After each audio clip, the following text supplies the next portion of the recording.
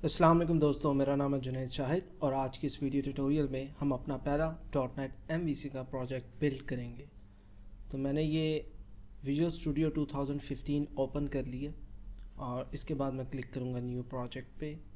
यहाँ पे मैं क्लिक करूँगा। यहाँ पे मेरे पास बहुत ज़्यादा टेम्पलेट्स हैं, तो आपने टेम्पलेट्स में सबसे पहले सेलेक्ट करना है विजुअल C# को और उसमें अंडर वेब आपने क्लिक करना है।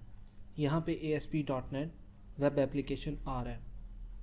अगर आप 2017 या कोई लेटेस्ट वर्जन यूज़ कर रहे हैं तो आपके पास यहाँ पे MVC कोर का प्रोजेक्ट भी आ रहा होगा, टेम्पलेट आ रहा होगा, जिसको आप यूज़ कर सकते हैं अपना प्रोजेक्ट बिल्ड करने के लिए।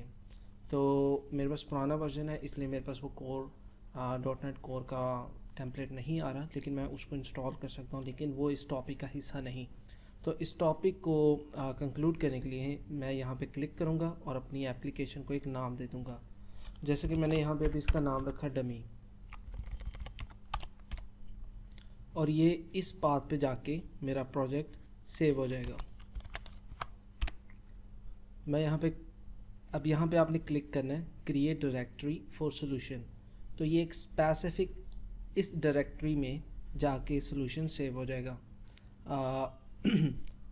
हम यहाँ पे कोई कंट्रोल वर्जनिंग का टूल इस्तेमाल नहीं कर रहे, तो अगर मैं कोड वर्जनिंग का टूल इस्तेमाल करता तो मैं इसको कर देता सोर्स कंट्रोल में ऐड।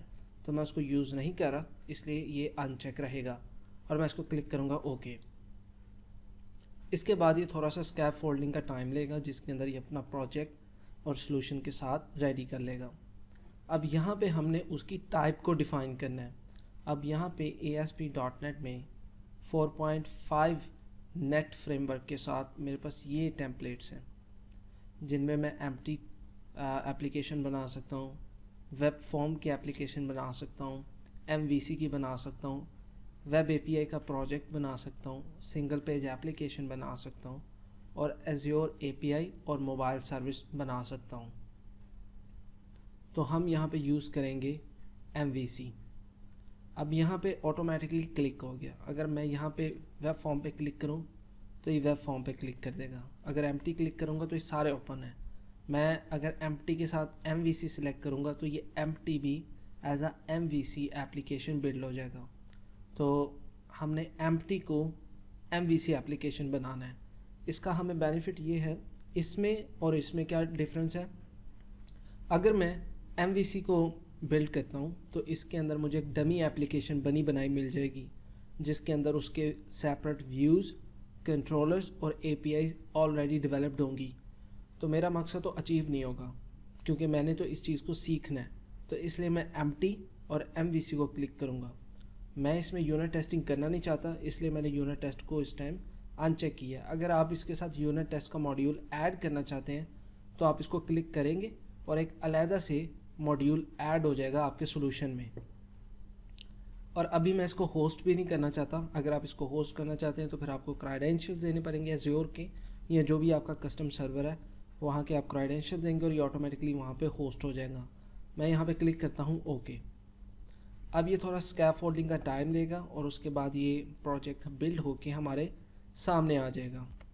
तो ये हमारा पहला प्रोजेक्ट जो हमने अभी क्रिएट किया है वो स्कैप फोल्डिंग के बाद हमारे सामने आ गया।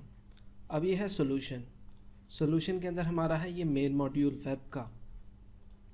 अगर हम वेब API बनाते तो उसके साथ यहाँ पे एक वेब API का मॉड्यूल अटैच हो जाता, और अगर हम ऐड यूनिट टेस्ट करते तो उसके साथ एक और लेयर ऐड हो जाती यूनिट टेस्ट के लिए। अब ये हमारा एक डमी प्रोजेक्ट बन गया। सबसे पहले इसके अंदर 3 चीज़ें हैं जिसको हमने अंडरस्टैंड करना है, जो कि है मॉडल, व्यू, कंट्रोलर, जिसके ऊपर ये स्ट्रक्चर बेस करता है।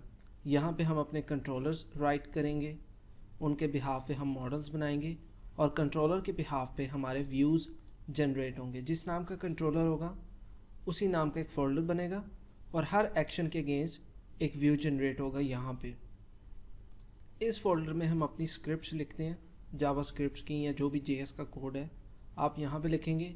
अगर आपका CSS या कोई भी आपका स्टाइल से रेलेवेंट या ग्लोबल एप्लीकेशन से रेलेवेंट कोई भी स्टाइल होता है या स्टाइल शीट होती है या लाइब्रेरी प्लगइन है, तो यहाँ पे हम एक फ़ोल्डर बना लेते हैं कंटेंट का और उसको उस कंटेंट के फोल्डर में ऐड कर देते हैं।